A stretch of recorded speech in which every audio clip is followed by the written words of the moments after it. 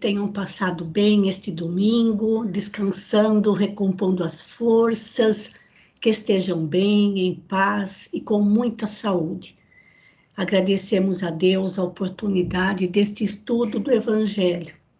É no Evangelho que buscamos as forças, o alento, o conforto espiritual de que estamos todos tão necessitados neste momento da nossa vida.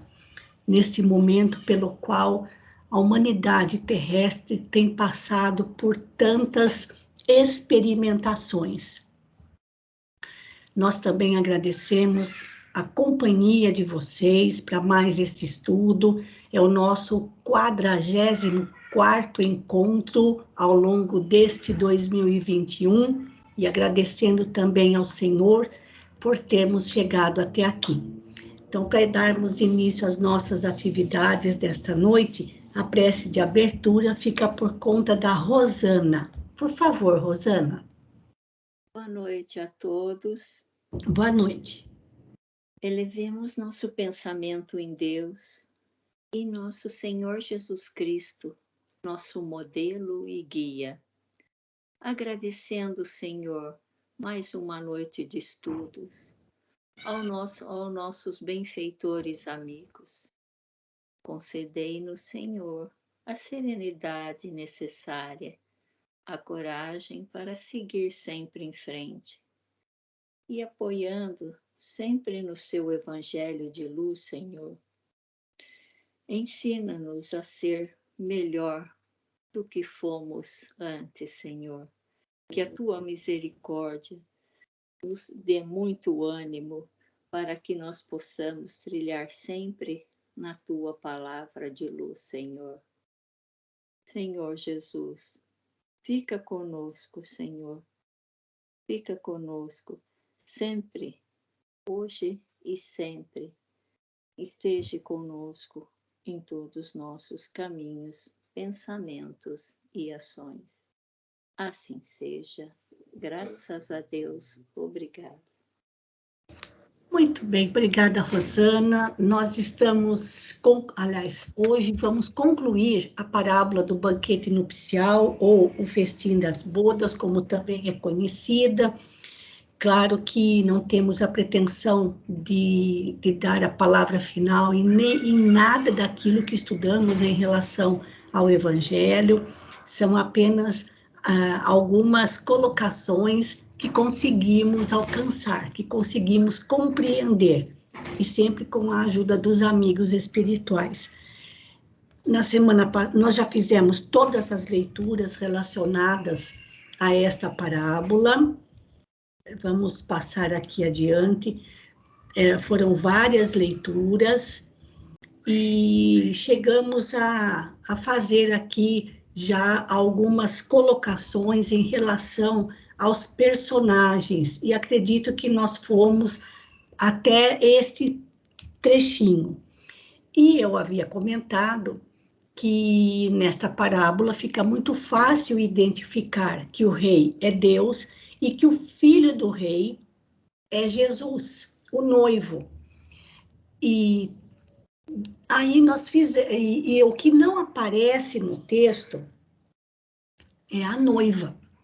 Mas se é uma festa de casamento, tem que ter uma noiva. Então essa noiva, ela fica subentendida, ela fica escondida por trás desta história.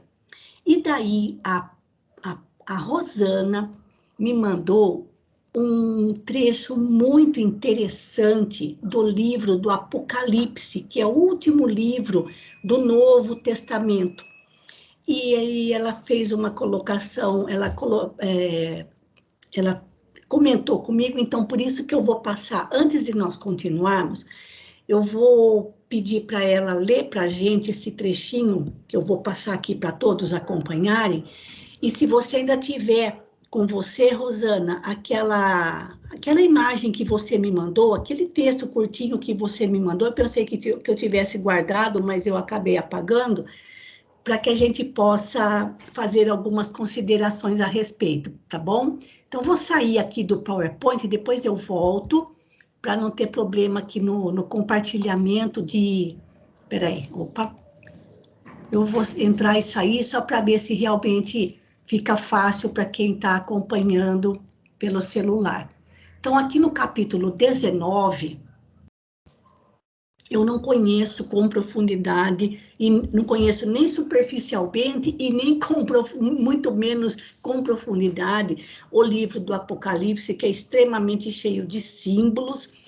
E no capítulo 19, tem 3 versículos, do 7, do 8 e do 9, que depois de estudarmos a parábola, fica muito fácil para a gente entender o que está se falando aqui. Você pode ler para a gente, Rosana, fazer um favor?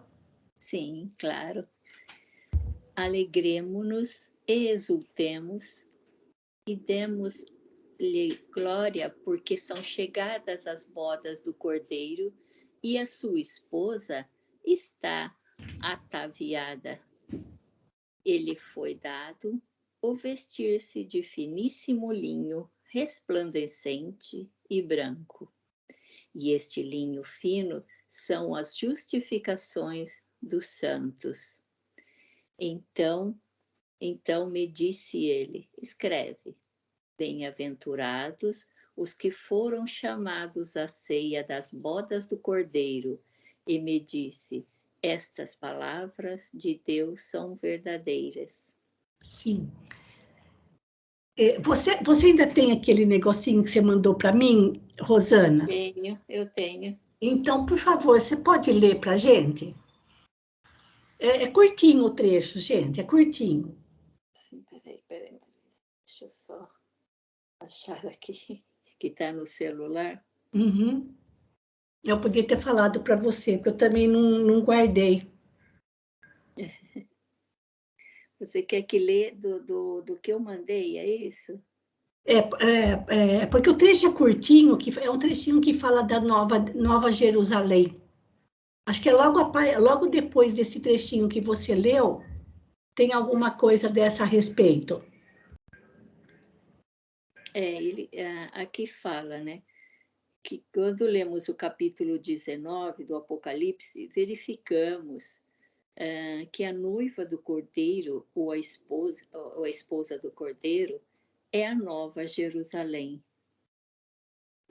Né? Isso. Então, aí depois, além desse trecho que eu li, acabei de ler agora, você quer que eu leia ele por inteiro? Pode ler, Rosana, porque não é tão comprido, é curtinho. Sim. Regozijemo-nos e alegremo-nos e demos-lhe glória, porque vindas são as bodas do Cordeiro, e já sua esposa se aprontou, e foi-lhe dado que se vestisse de linho puro, fino e puro, e resplandecente, porque o linho fino são as justiças dos santos. E disse: bem-aventurados aqueles que são chamados à ceia das bodas do Cordeiro. E estas são as verdadeiras palavras do Senhor. Sim. É isso. Não está tão diferente. Pode falar.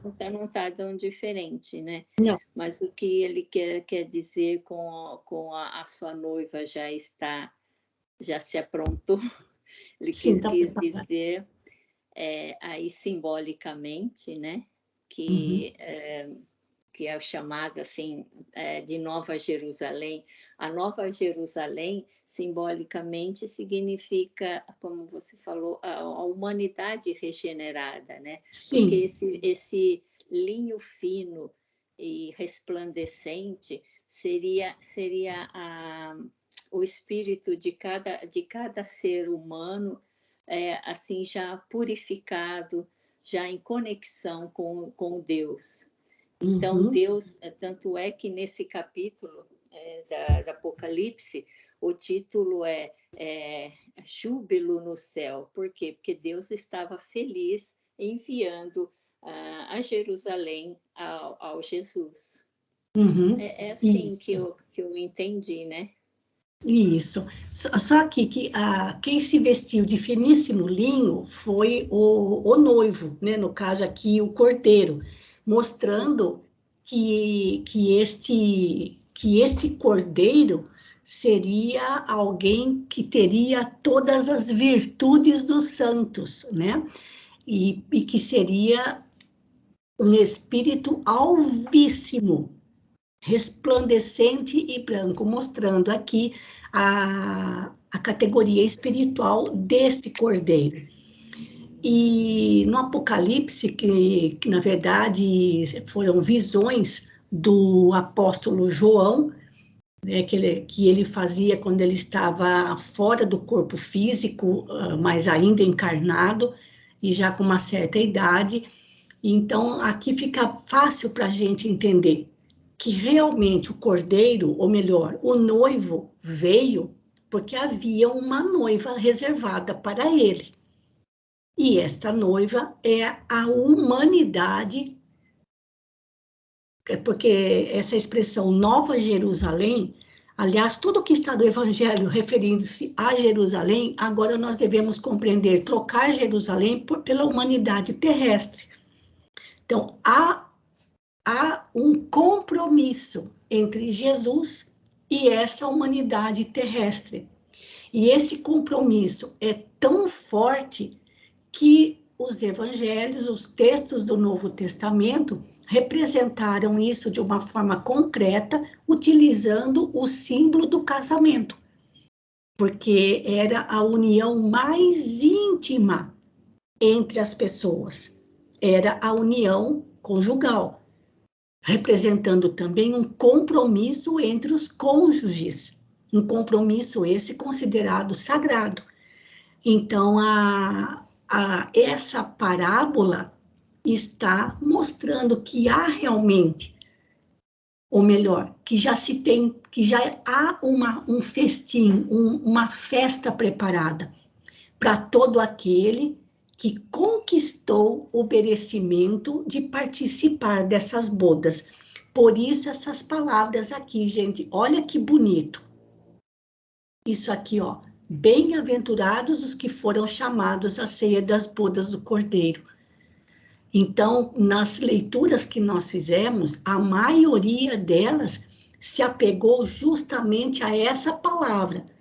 Muitos os chamados, poucos os escolhidos, porque não basta ser chamado, é preciso estar naquele nível de espiritualidade para poder fazer parte da felicidade que é do evangelho na nossa vida.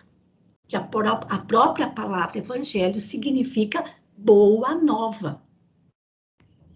Então, essa ceia, representando a união entre Jesus e a humanidade terrestre, ela já está acontecendo. E muitos já estão participando dessa alegria, porque nenhuma festa de casamento é uma festa triste. É uma festa de grande alegria. Então, muitos foram chamados, já tendo conquistado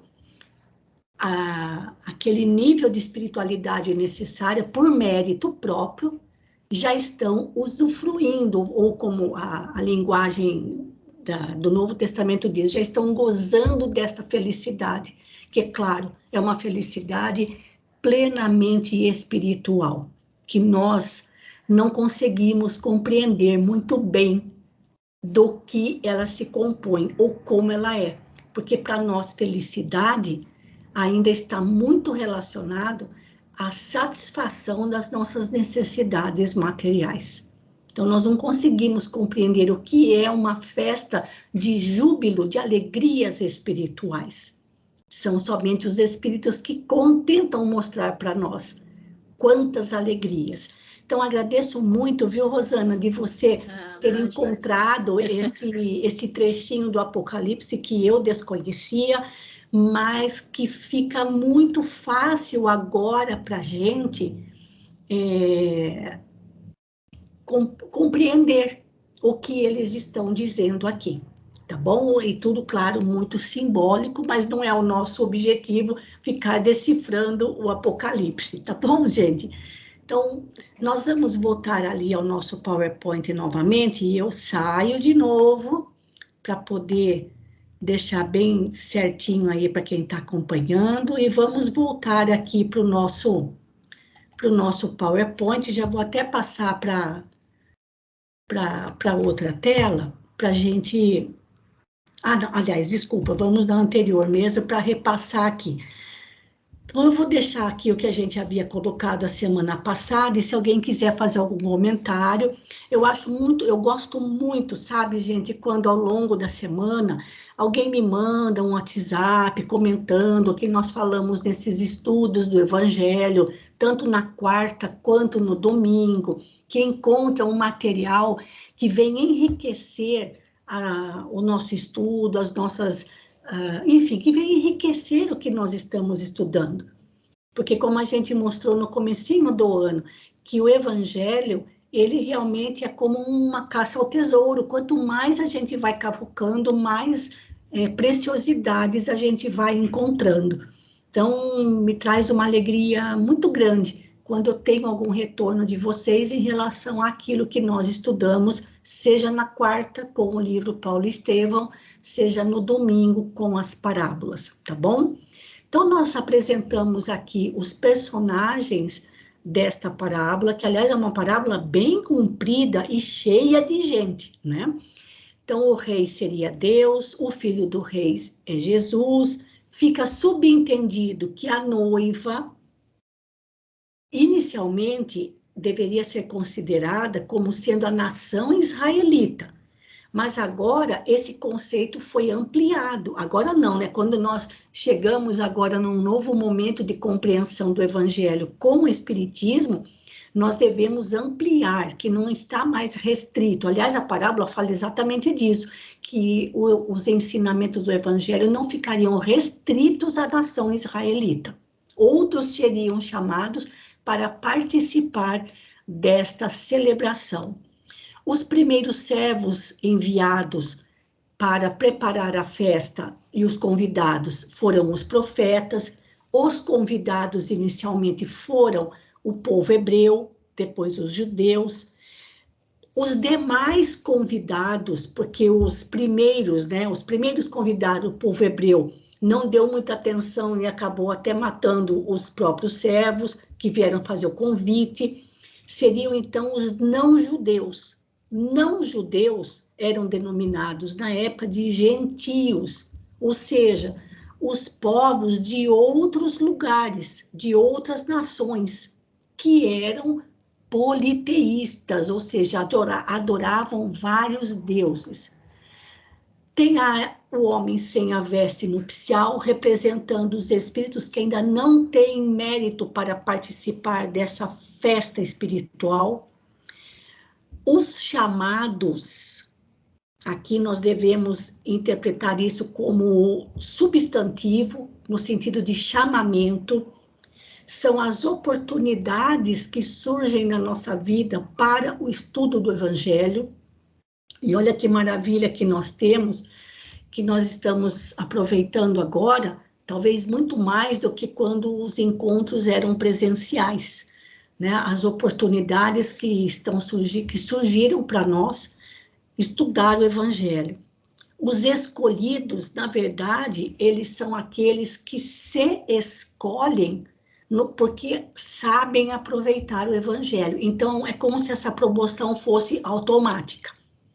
E também surge aqui no texto, os exércitos do Senhor seriam todos aqueles que cooperam com o reino de Deus. Porque, como nós aprendemos muito com Emmanuel, nas leituras com Emmanuel, é que Jesus precisa mesmo de cooperadores, né? E não aqueles que estão, assim, aguardando do Evangelho somente um momento de festa, de alegria e de comunhão com o Senhor, né? Ele precisa de cooperadores. Aí vem a pergunta, a gente está disposto a cooperar ou a gente só quer participar da festa, né? Então, alguém quer fazer algum comentário a respeito dos personagens? Podemos trocar aí as próprias denominações, se alguém quiser, tá bom? Então, continuando. Depois dos personagens, vem o lugar, ou os lugares, que tanto pode ser onde Jesus se encontrava, quando pronunciou a parábola, ou pode se referir ao lugar a que a parábola se refere. Então, a gente vem observando que até agora todas as parábolas tratam do reino dos céus, que em outro momento Jesus disse que o reino dos céus começa dentro de nós. Bom, por que começa dentro de nós? Porque nós não somos somente um ser humano de carne e osso, né? Tem algo mais. E esse algo mais, além do corpo material, nós temos um corpo espiritual, aqui os espíritos denominaram de perispírito, e temos o espírito propriamente dito, que é uma chama. Eles dizem, o que é o espírito? Não é? São os seres inteligentes da criação, mas o que é? Do que são feitos? E ele diz, para o vosso entendimento, a gente pode considerar como sendo uma centelha divina, um cisquinho de luz que há em nós. Por isso que ele diz, o reino de Deus, porque o reino de Deus está dentro de nós, porque nós somos criaturas divinas, então começa dentro da gente. O lugar mais difícil de se trabalhar, onde acontecem as batalhas mais, assim, mais longas e mais difíceis. Tem a propriedade do rei. A parábola fala da propriedade do rei, como já aconteceu nas anteriores, como aconteceu na parábola dos 2 filhos, na parábola dos maus lavradores e agora na parábola do festim. Lembrando que Jesus se encontrava no templo em Jerusalém e estava falando para um público ouvinte muito seleto, né? Formado somente pelos fariseus, escribas, doutores da lei, os anciãos, que estavam talvez se sentindo incomodados com as palavras de Jesus, mas entendendo muito bem o que ele dizia. Então, a propriedade do rei é o nosso planeta, né? Aliás, não é só o planeta, né? É o universo. Até onde a gente consiga compreender o que é o universo e o que tenha depois daquilo que a gente já não consegue mais compreender. A cidade, porque o rei manda que os seus servos procurem pela cidade. Ora, as cidades são aglomerações, né? Grupos de pessoas que residem numa determinada região, com atividades ou objetivos afins, semelhantes. Então, podemos considerar simbolicamente a cidade como sendo a representação de grupos de espíritos afins, que têm espíritos com semelhança de aptidões ou de objetivos, tanto para o bem quanto para o mal. Tem os caminhos. Então, qual é a diferença evangelicamente falando? As cidades eram muradas, assim como Jerusalém, eram cercadas por muros. Não é difícil para a gente compreender isso hoje, porque moramos e temos vários condomínios residenciais, sobretudo, que são murados. Eu mesma moro num, né, de classe média para baixo, num condomínio que é cercado por um muro. Então, aqui, se for contar todos os moradores, deve dar entre 2 e 3 mil moradores aqui. Então, as cidades, que eram pequenas aldeias, eram muradas.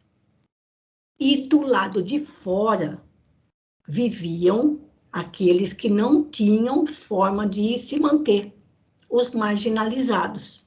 Viviam viviam nos caminhos. E o interessante é que os que viviam nos caminhos tinham lugar certo para ficar, para esmolar, para pedir ajuda.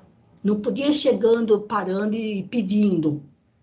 Eles tinham que ter uma permissão para estar nesses caminhos. Então, eram pelos caminhos entre as pequenas aldeias que viviam os marginalizados. Aliás, isso também é uma prática comum, né? Sobretudo em cidades maiores, que infelizmente aqueles que estão em condições de rua, né? Ou aqueles que vivem caminhando, sem um destino certo, eles não podem simplesmente chegar e ficar em determinado lugar, né? Parece que existe ali uma certa ordem ali em que cada grupo deve ficar num determinado canto. E isso já ocorria naquela época. Há também a denominação daqueles que mataram os servos do rei que vinham fazer o convite para as bodas, diz que, aliás, que aquele convidado que não estava com a veste nupcial seria lançado nas trevas exteriores, representando ali o sofrimento do mundo material, ou melhor, a necessidade de reencarnar, de voltar ao mundo material.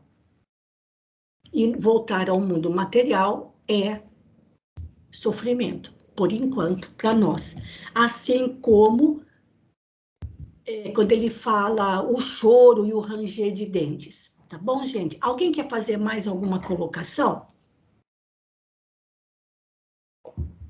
Bem, se lembrarem depois ou tiverem alguma sugestão, porque às vezes os amigos espirituais sugerem alguma coisa para a gente ao longo da semana, tá bom? Então, aqui são os lugares que nós encontramos na parábola, citados na parábola.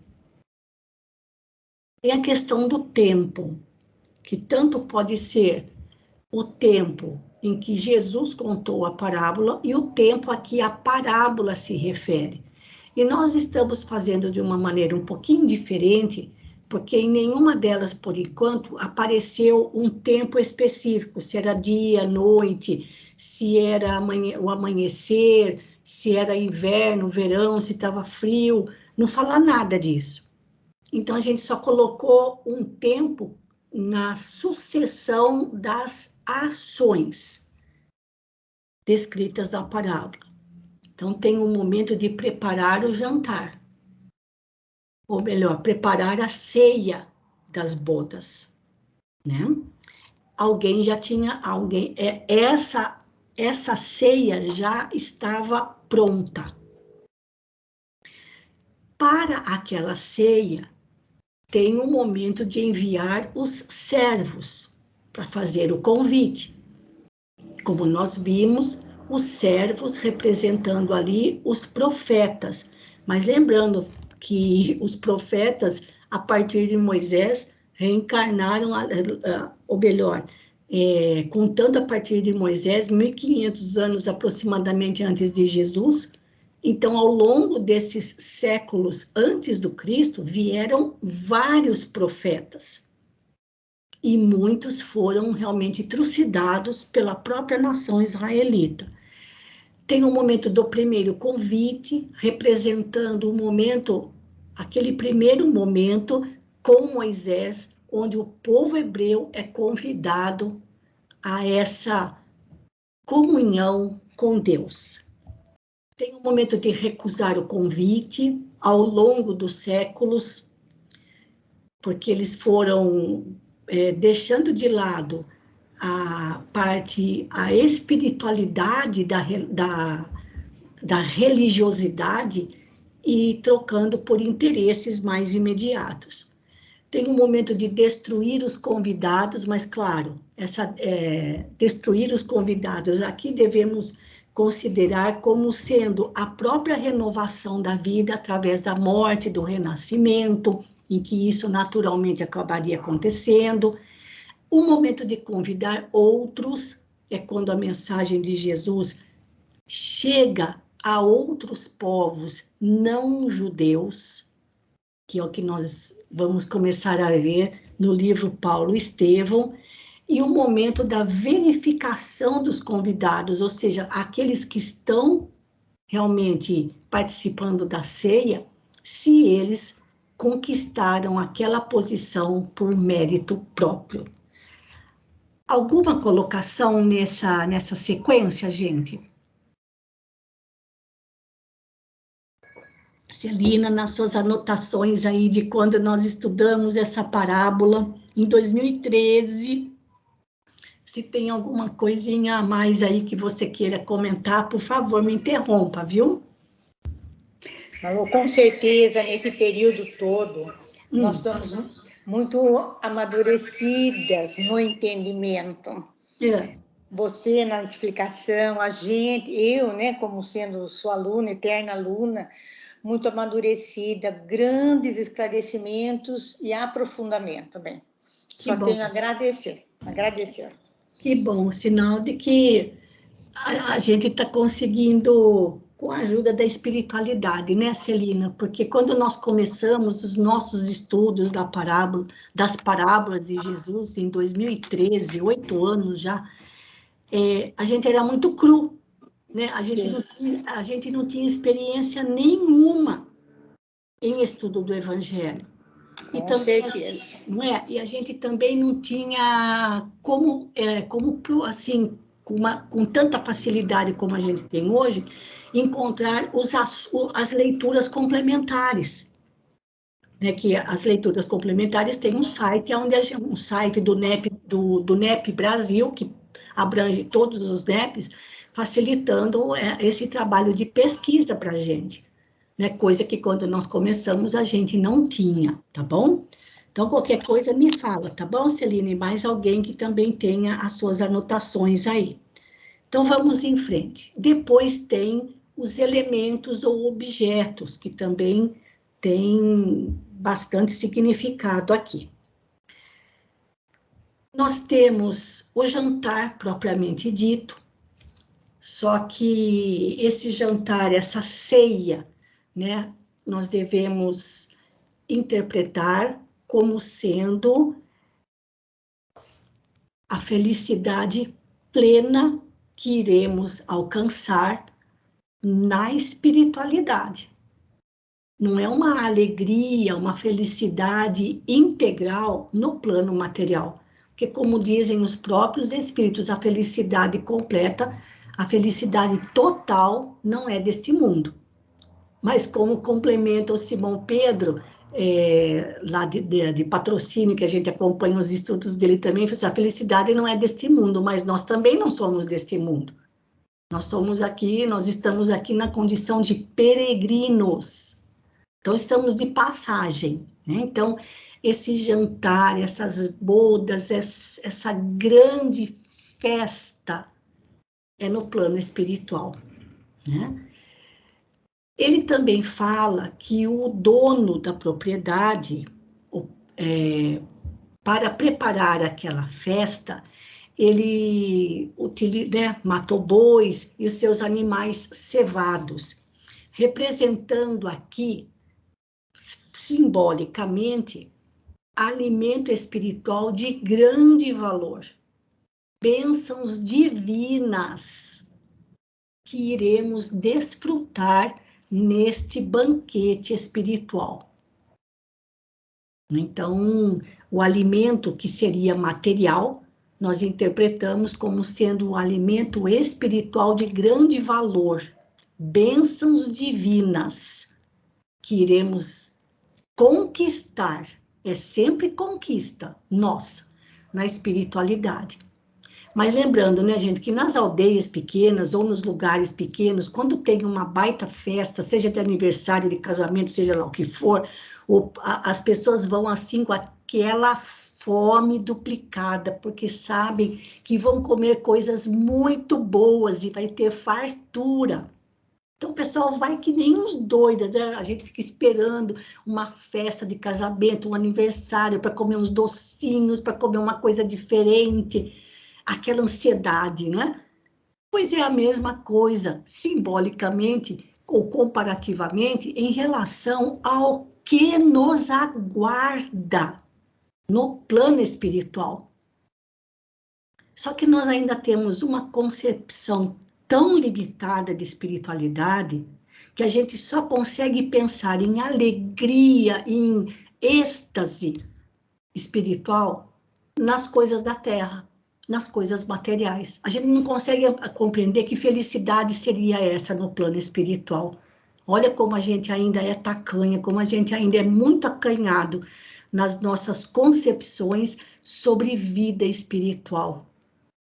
Não conseguimos compreender isso. É por isso que a gente dá tanta ênfase e se debate tanto para conquistar as alegrias materiais. né?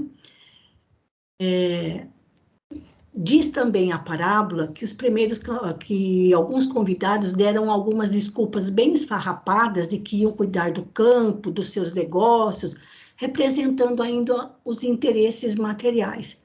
Que cá entre nós, esses interesses materiais, esses cuidados de ordem material, absorvem praticamente todo o nosso tempo.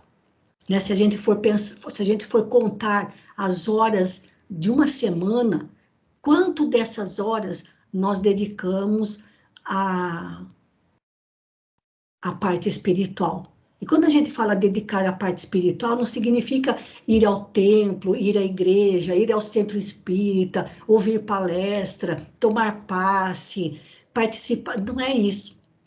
É quanto dedicamos para a conquista do conhecimento, das boas ações. Quanto do nosso tempo nós dedicamos ao longo da semana? É muito pouco, porque os nossos interesses materiais nos absorvem demais. Fala também de notícia, né? Da notícia para espalhar a notícia de que haveria um grande festim de bodas. São os chamamentos. Os chamamentos para nós em relação ao estudo do Evangelho, ou a nos aproximarmos mais de Jesus, porque quem vai no casamento fica mais perto do noivo, né? E quem é que fica mais perto do noivo no casamento? É a noiva. Não são os convidados. Os convidados estão na presença do noivo, mas quem está mais perto dele é a noiva. Então, esses chamamentos são realmente convites para que a gente possa estar um pouquinho mais perto do noivo, que é Jesus. A veste nupcial, daquele que entrou, vamos dizer, de penetra na festa, mas sem o merecimento próprio. Isso é só simbolicamente, certo, gente? Porque se o espírito não tiver mérito, ele sequer entra nesse gozo, nessa alegria da espiritualidade. Então, é apenas simbolicamente que eles verificam que alguém estava lá sem a veste nupcial, mostrando que só pode participar dessa grande celebração, prefiro essa palavra, desta grande celebração, aqueles que já conquistaram espiritualmente o seu mérito, ou seja, já conquistaram esse mérito, né? E que esse mérito não é conquista de cada um, nós não podemos passar o nosso mérito para outro, né? Fala também que aquele que não estava vestido adequadamente para a festa vai passar por prantos e ranger de dentes, ou seja, se ainda não adquirimos mais um grauzinho de elevação espiritual, a gente vai ter que continuar reencarnando mais algumas vezes para alcançar essa conquista. Então, pranto e ranger de dentes, que Jesus fala tantas vezes no Evangelho, representando as provas e expiações pelas quais precisamos passar. E aí poderíamos perguntar, mas por que nós sofremos tanto? Por que a Terra é, de fato, um lugar de prantos e ranger de dentes? Porque o planeta Terra foi criado por Jesus, com toda a sua equipe de engenheiros siderais, para abrigar espíritos imperfeitos, sobretudo aqueles ainda muito rebeldes, que somos nós. Isso significa, imagina numa escola, onde tem uma turminha que não quer aprender.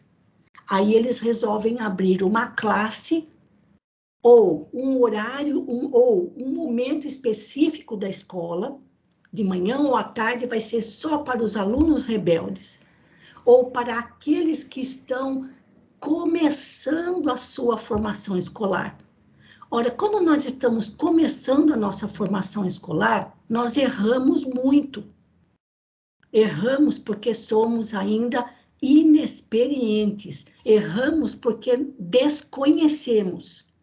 Então, a conquista do conhecimento, nas primeiras etapas do uso da razão, nesses primeiros momentos, nós erramos muito.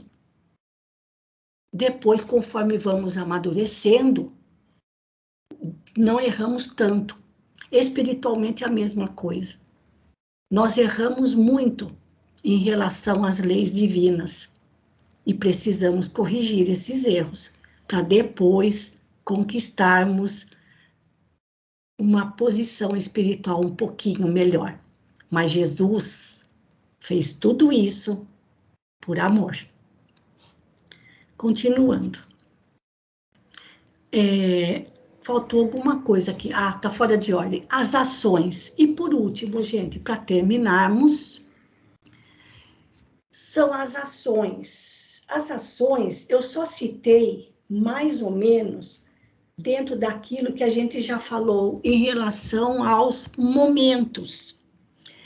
E podemos utilizar como se fosse, assim, etapas, né? Etapas, mas etapas que acontecem individualmente e coletivamente. Então, o que acontece primeiro para essas bodas tem que, no caso, enviar os servos. Vejam que é muito parecido com os momentos. Ainda faltou um lá em cima, que é o de preparar o jantar. Então, o preparo da festa, isso não é feito por nós. Olha que coisa interessante. O preparo dessa alegria, dessa celebração espiritual, não é preparado por nós, é preparado pelo dono da propriedade, pelo rei. Compete a nós fazer o esforço necessário para podermos participar dessa festa, celebrando com todos a presença do noivo.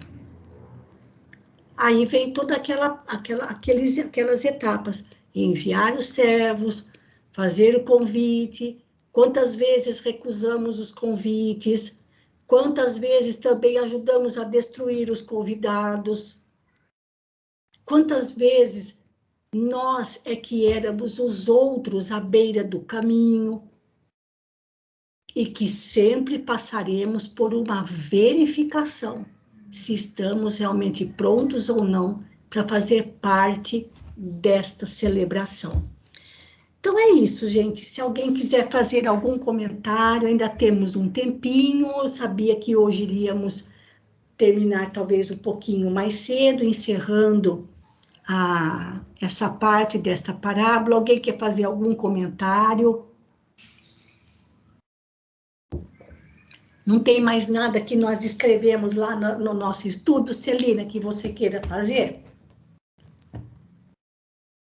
Que a gente tenha anotado? Não, mas eu só acrescentei, bem, só acrescentei. Ixi, mas eu fico na esperança de que tenha alguma coisa que eu tenha esquecido de falar. Não, nós evoluímos muito, isso eu garanto. Ai, meu muito. Pai do céu. Bom, gente, com isso, fico aqui só 2 comentários, só mais um pouquinho aqui em relação a essas 2 imagens que eu coloquei. Vejam que tem ali as escadinhas, né, para alcançar as nuvens do céu, e mostrando que nós estamos realmente numa grande jornada, né? Nós estamos numa grande caminhada de ascensão, de subida, espiritualmente falando. E lá no próprio Evangelho segundo o Espiritismo, tem uma mensagem onde o autor espiritual diz assim, que hoje nós somos muito melhores do que há 100 anos, há 100 anos atrás. E quando a gente para pensar nas coisas que a gente ainda pensa e sente, e tem vontade de fazer e não faz, imagina 100 anos atrás. Então, ele ainda fala, vocês já melhoraram muito, mas ainda temos muito para melhorar. Até atingirmos aquele estágio, como diz Kardec na escala evolutiva, de já pertencermos à segunda ordem, que são a dos espíritos superiores. Então, cada um está no seu grauzinho, cada um está no seu degrau dessa escada, procurando fazer um grande esforço para vencer as próprias limitações, para vencer as suas fraquezas e alcançar a espiritualidade maior. Porque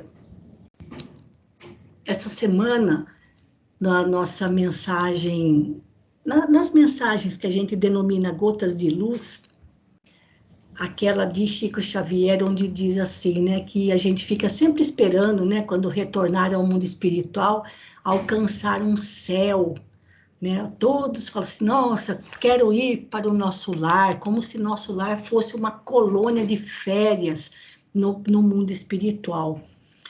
Mas o Chico dá uma rasteira na gente, dizendo que para isso nós vamos ter que melhorar muito, porque nós somos pessoas comuns. Nós não vamos conseguir, espiritualmente falando, nos afastar muito da Terra. Ou seja, eu quero ir para uma colônia espiritual situada bem longe da Terra, vamos dizer assim, longe de todas as vibrações negativas da Terra.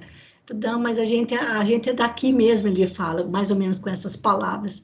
Então, nós precisamos nos esforçar muito, verdadeiramente, porque os interesses de ordem material, as ilusões que nós temos, ainda atrapalham muito a gente, espiritualmente falando. E por isso que a conquista da veste nupcial, né? E a veste nupcial, como mostra aqui, é sempre alva, mostrando, é um símbolo de pureza. Nós ainda estamos um bocado longe. É isso praticamente que a parábola também fala.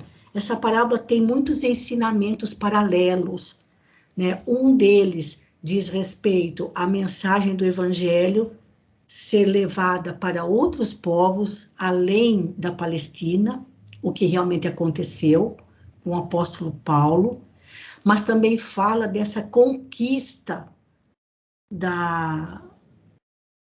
do mérito próprio, né? E isso dá trabalho.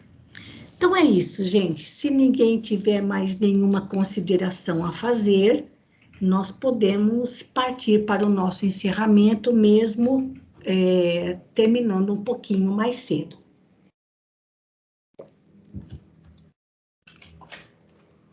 Eu vou aproveitar, hoje eu estava pensando, deixa eu só fazer voltar aqui nessa imagem aqui para a gente poder terminar. Eu estava pensando aqui no seguinte, gente, para este ano de 2021, nós vamos estudar só mais uma parábola. E no mês de novembro tem 4 domingos. E em dezembro, nós vamos somente nos dias 5, 12 e 19. Mas tudo vai depender do tamanho da próxima parábola, da quantidade de leituras que elas possam ter. Mas, de qualquer modo, o dia 26 de dezembro e o dia 2 de janeiro, já do próximo ano, a gente não vai fazer o estudo nesses dias, tá bom? Para não atrapalharmos aí todos aqueles que têm atividades de ordem familiar relacionadas às festas de final de ano. Mas a gente ainda vai voltar a falar desse assunto, tá bom? Então, partindo para o nosso encerramento, eu peço para Lenita fazer a prece final para nós. Por favor, Lenita. Vamos nos manter com esse sentimento de que somos convidados para participar dessa ceia e que estamos fazendo por merecer esse convite.